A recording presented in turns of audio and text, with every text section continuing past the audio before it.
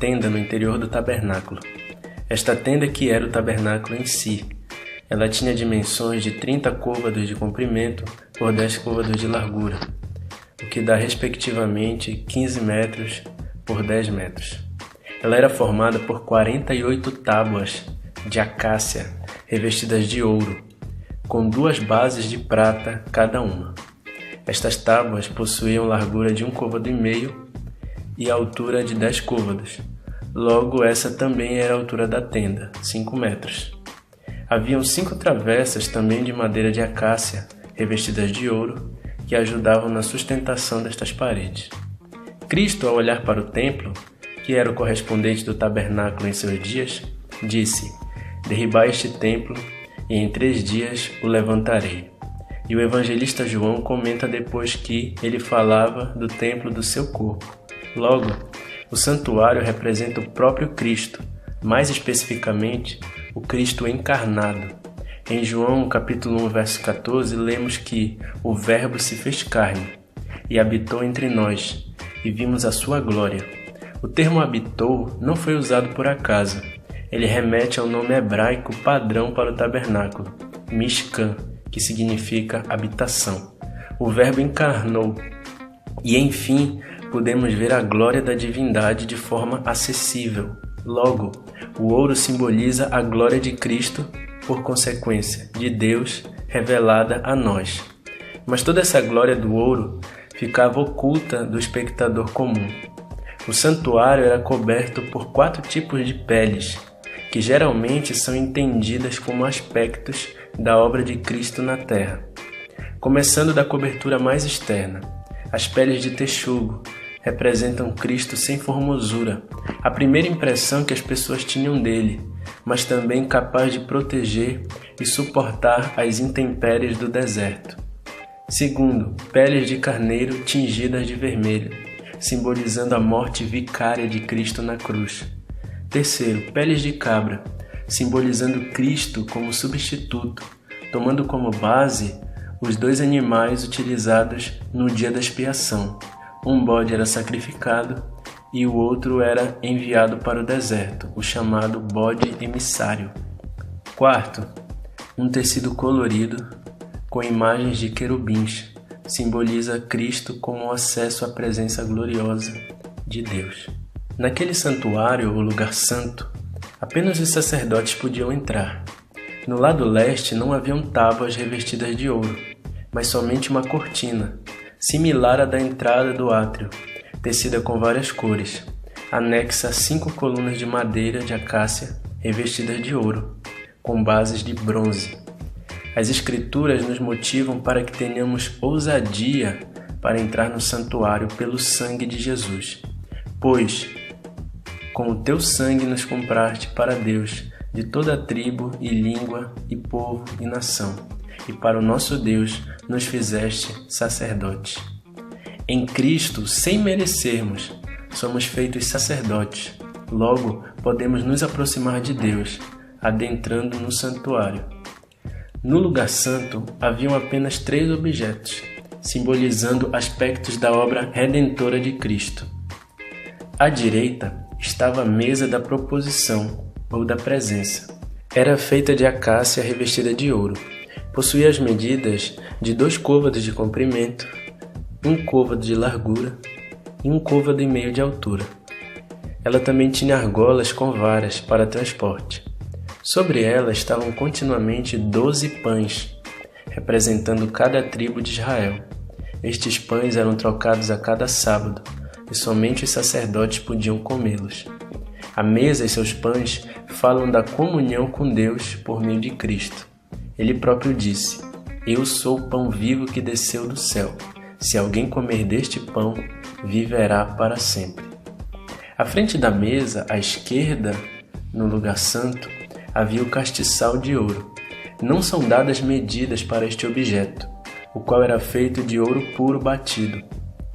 Ele era composto de uma haste principal, com 6 braços saindo das laterais, totalizando 7 pontas, nas quais ficavam as lamparinas. Nele haviam belos detalhes de flores, romãs, em outras traduções, maçãs e amêndoas. Sem o castiçal, o santuário seria totalmente escuro. Ele representa Cristo como sendo a luz verdadeira, que ilumina todo homem que vem ao mundo. Como ele próprio também disse: Eu sou a luz do mundo. Quem me segue não andará em trevas, mas terá a luz da vida. Por fim, mais à frente, estava o altar de incenso. Não confunda com o altar dos holocaustos. Este pequeno altar era feito também de madeira de acácia revestida de ouro e possuía medidas de comprimento e largura iguais, 1 côvado, e a sua altura era de 2 côvados. Ele também possuía argolas e varas para transporte, assim como chifres nas suas 4 pontas, similar ao que foi instruído para o altar de bronze que ficava do lado de fora. O incenso, feito com especiarias valiosas, já mencionado na primeira parte do estudo, era utilizado aqui. Este objeto simboliza a obra intercessória de Cristo por nós. Lemos na Escritura que Ele intercede por nós. Aqui também estão representadas nossas orações, uma vez que estas são feitas em nome de Jesus. Em Apocalipse 5:8, lemos sobre salvas de ouro cheias de incenso, que são as orações dos santos. Perceba que toda a madeira do tabernáculo estava sempre coberta por algum metal, portanto intacta e protegida da destruição. A madeira representa a plena humanidade de Cristo, que é frágil diante das chamas, das provações, assim como a nossa, porém sem corrupção. Por isso está escrito: porque não temos um sumo sacerdote que não possa compadecer-se das nossas fraquezas, porém um que, como nós, em tudo foi tentado, mas sem pecado. Imediatamente após o altar de incenso, junto a 4 colunas de madeira de acácia revestidas de ouro, com bases também de ouro, havia o véu da coberta. Ele ficava suspenso por uma travessa horizontal no alto. Atrás dele estava o lugar santíssimo, ou Santo dos Santos, um ambiente quadrado, com 10 côvados de lado, no qual estava a Arca do Concerto, ou como é mais conhecida, Arca da Aliança. Este objeto era uma caixa de madeira revestida de ouro puro, e suas dimensões eram 2 côvados e meio de comprimento, sua largura era de 1 côvado e meio, e também a sua altura de 1 côvado e meio. Sobre a arca havia uma tampa feita inteiramente de ouro, chamada de propiciatório, em hebraico caporete. No propiciatório haviam 2 querubins, em frente um ao outro e inclinados sobre a arca. A aparência destes seres angelicais é descrita no capítulo 1 do livro de Ezequiel, mas é um relato de difícil interpretação. Comparando 2 versículos do livro deste profeta, é possível dizer que os querubins eram mais identificados com a figura de touros. Os querubins representam a presença imediata de Deus, do qual é dito: Ele está entronizado entre os querubins. Por isso, a arca e o propiciatório simbolizam a presença inacessível de Deus. Então, como chegar até Deus? Por meio de Cristo. Ele é o único mediador entre Deus e os homens. O nome do propiciatório, caporete, tem a ver com a palavra cobrir. Neste caso, cobrir o pecado. No dia da expiação, o sumo sacerdote entrava no lugar santíssimo com oferta de incenso e sangue, aspergindo este último sobre o propiciatório, como forma de obter perdão para o povo.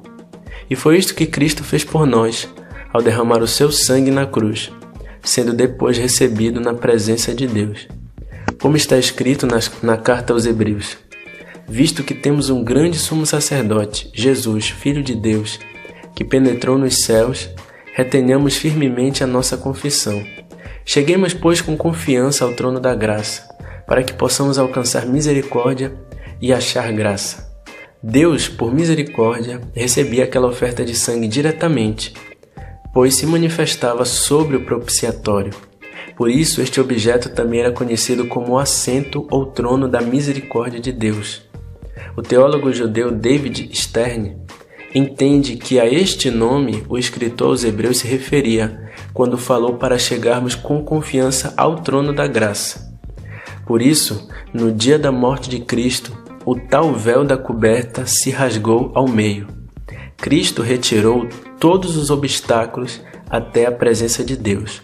Agora o que temos é um novo e vivo caminho, que Ele nos consagrou pelo véu, isto é, pela sua carne.